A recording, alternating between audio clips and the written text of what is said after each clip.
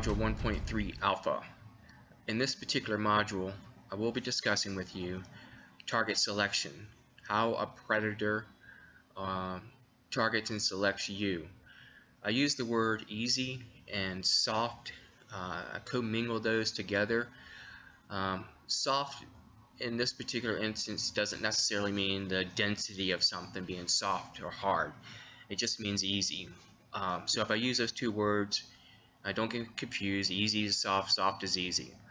But I want to discuss, how a predator chooses you and some of the strategies that you can use to minimize your likelihood of being perceived as an easy target.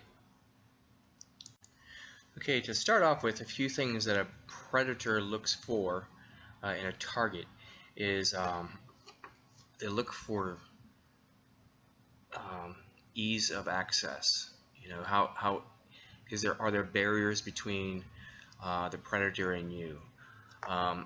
Is there potentiality of being seen by others? So a predator will look for isolation as one of their tools.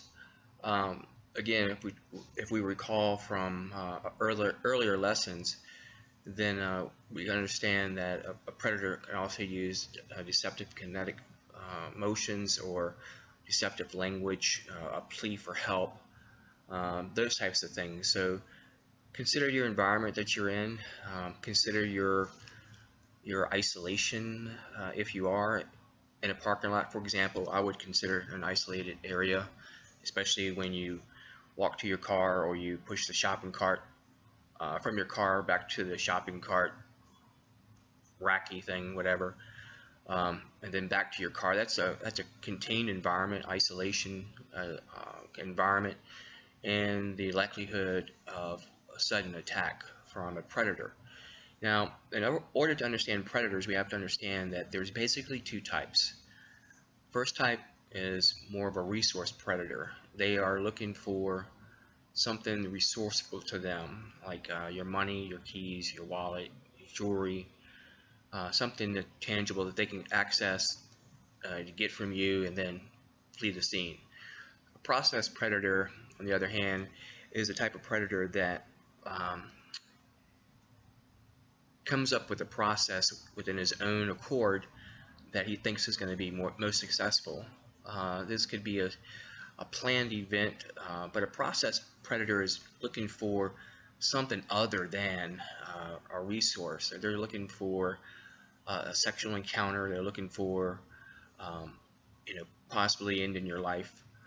These are things that a process predator does, and a process predator can conjure up the idea in the morning and execute the idea in the evening, or they could conjure it up in the morning and execute it 5 years down the road. You have to understand something from the predator's point of view is they're very patient. Okay, so let's focus on resource predator. Resource predator is they're looking for how you carry yourself. One of the things as I observe people, I notice that I guess it's an evolution that humanity is going through with the respect of us losing our socializing abilities. We tend to be more focused in on our Apple or our cell phone than we are of our surroundings, and because of that, we've established a lot more indifferences in our society. Now, indifferences are just they can be unvalidated opinions of one another, or they could be valid. Okay, but a resource predator is looking for the individual who is preoccupied. They also look for nervousness behavior. They also look for rolled shoulders, a stiff arm, close military hand position, like you're walking like a robot almost. The reason why individuals walk like this and carry themselves like this is they want to be absorbed in the environment. They don't want to be seen, and they don't want to make a splash for themselves. But from a resource predator's point of view, they see this individual as an easy target. They see somebody who doesn't want confrontation. They see somebody that they can overpower with just an introductory line, and these are the type of individuals that you don't want to be. You want to walk with your head up, shoulders back, make casual eye contact with the people around you, nod your head, bounce up your eyes, walk with a normal gait, walk with your hands normal, and these things will reduce your likelihood of looking like an easy target. Doesn't necessarily mean that you're mentally capable of dealing with a sudden act of aggression or hostility. It just means that you have the outward appearance of this. Now, this is something that you need to practice and role play. Get your partner, walk, try to mimic a behavior, and get your training partner to identify what that behavior was. So a process predator is sometimes a very patient person. Processing could be a home invasion type of an assault or attack. A process predator will drive by the house to get an understanding of the family dynamics as far as entry and exit from the house. What type of stuff are you taking into the house? What type of stuff are you wearing? What type of car do you have? What neighborhood do you live in? Those types of things are things that a process predator may look for. They may also look for windows that are easily accessed through through the height. If a window is kind of tall, it makes it more difficult for them to access it because they have to carry a prop like a ladder or a step. They look for locks on doors. They look for sometimes they look for the timing of the neighbors. Are you directly across from somebody or diagonal from somebody, or are you isolated in trees? Natural camouflage. So these are some things to consider.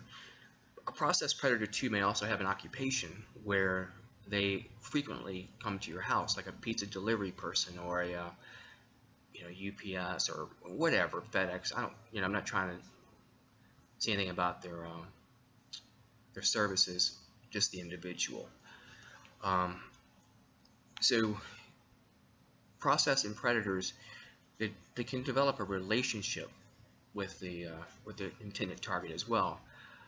It can start off as a casual greeting, and a process predator may perceive your interaction as more than friendly, even though it was just friendly.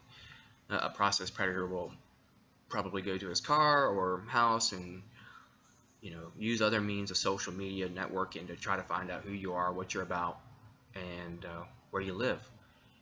And a process predator will invest a lot of their time into tracking you down, finding you, and make those weird encounters more regular.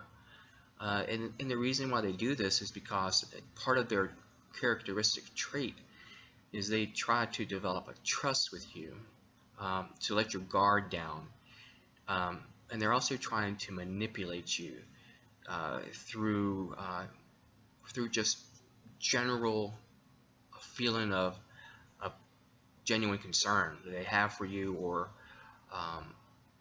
they find a commonality that they have with the target, which allows them to have a word structure or a conversation with that intended target.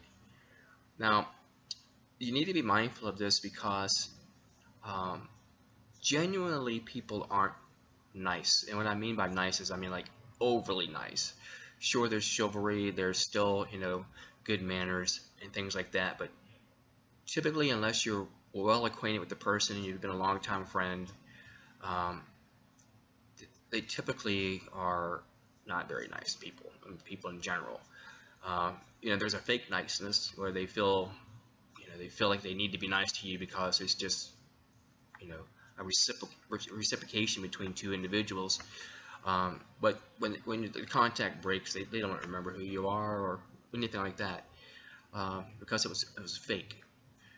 The kind of conversations that I'm talking about predators have is they find a uniqueness about you. They exploit that, and then they process or they plan their strategy.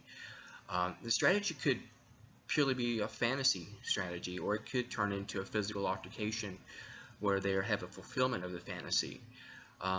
So really pay attention to this one, parents. You know, if your kids say, you know, I see this same person all the time, and it's just really weird, and I feel uncomfortable. I mean, he's a nice person, or she's a nice person, but you know, it just kind of makes me feel weird. And that might be something that a parent would want to look into. It would be hard to do, but it's the right thing to do, and you want to protect your family and yourself. So that's basically how a process predator works. So let's talk about how they generate a successful encounter. Okay, some of the tactics that a predator uses is they groom you. They try to mold you into that person that you can become to trust them. We talked about like facial grooming and those nonverbal cues, but grooming in this context simply refers to their ability to develop trust. We'll talk about survival skills, you know, from Gavin de Becker's book, A Gift of Fear, later. But a predator can also use a forced teaming maneuver, meaning that they can have another person involved. You know, forced teaming is one of the survival skills, and it usually involves the word we and us, and you know, those things. Like, you know, if I see somebody with a cat bag or dog bag, wherever they check out, somebody could say, or I could say, oh, we have a dog, or we have a cat, and it's just a opening statement to either create casual content, or to find out how easy it is to talk to you. Because if you come back with, yeah, I have a cat, oh, what kind of cat do we have, that type of thing, then the person that's being asked those questions to say, you know, it's just a, I don't know what cats are called, mutts. I mean, that's a dog, but okay, we'll call a cat a mutt. Sorry, cat lovers, but you know, it's just an alley cat. Oh, what kind of alley cat is it? You know, what kind of cat do we have? How long have we had this cat? Those are like forced teaming things that keep you engaged in the conversation, and they're trying to develop a commonality between you and them. Forced teaming also could be implied as having a third-party ally. You know, I hate using myself for examples because I'm not a bad guy, but let's say I have a friend, and we go to 7-Eleven, and he goes inside and he gets his coffee or tea or milk, juice, whatever, and he gets me whatever, comes back in, and I can say, hey, did you see that cute blonde-haired girl that was working in there?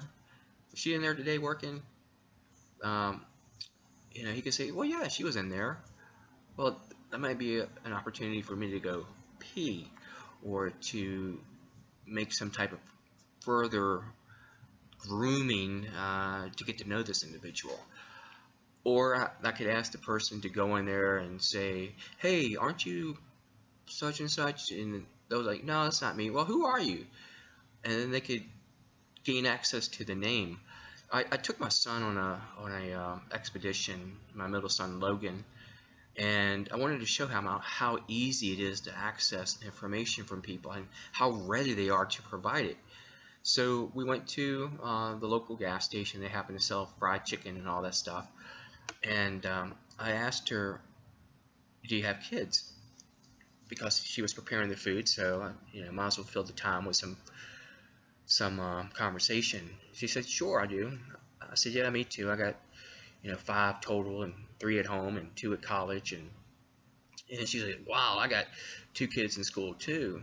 I said, oh, really? What school do they go to? Well, they go down to the school right here, you know, right down the house. I'm not going to say the name, but they go down to this school. I said, oh, really? My kids went there last year, and this year I just happen to be homeschooling them. Oh, that's so awesome. I wish we could do that. And it just goes on and on and on. Before the conversation was over, I knew what time they got on the bus, what time they got home, the kids, how often mom works, she's a single parent, and what general area they live in, kind of vehicle she drives. And these were all exposed through just common conversation. And my son Logan, we went out to the car, and he's like, Dad, you have to go in and tell that girl what you were doing. And I said, Logan, I'm not going to go in there and tell her what I was doing, but I wanted you to see for yourself how easy it is to extract information from somebody, and you could use that later.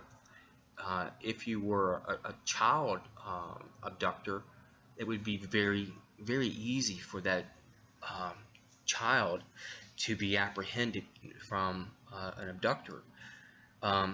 Equally so, it would be easy for that predator to time when this individual is leaving work or coming to work. Also, the predator can go in more frequently and start to develop a relationship with this person, not physical, not like smoochy, huggy, kissy, but a friendly relationship where over time you have more shared interest, and pretty soon you're friends on Facebook, and pretty soon you're in I don't know, chat rooms, if they still use those things or not. I don't know. I'm in my 50s, so I'm not really good on tech, but the whole principle, the idea that I'm trying to convey is it's a slow, gradual thing, and it's called grooming, and I'm trying to get you into a buy-in for me. My plan was this from the beginning, and through a long process that maybe exaggerated a long period of time, I was able to achieve my objective. College kids really need to be mindful of this. People that go to bars frequently, especially naive younger women, you got to really watch out for these incidental contacts and communication. It could be just a coincidence, but it's the things that go with that interaction that you have to be mindful of. Okay, this concludes this segment. We'll pick up on Module 1.3 Bravo in just a second. Remember, if you have any questions, reach out to me via email. Thank you.